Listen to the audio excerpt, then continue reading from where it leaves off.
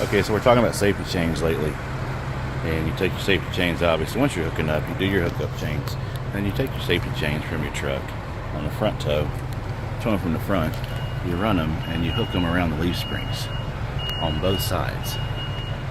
Wrap them around each other to reconnect.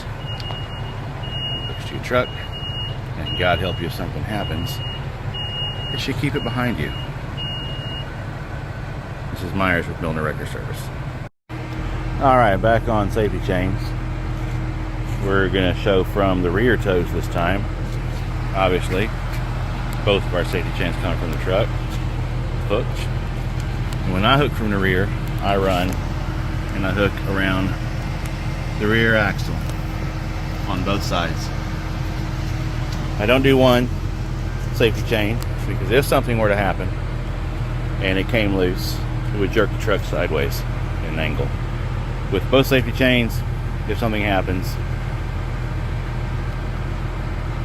the truck should stay pretty much straight behind us. Another way we can bring the truck to a stop.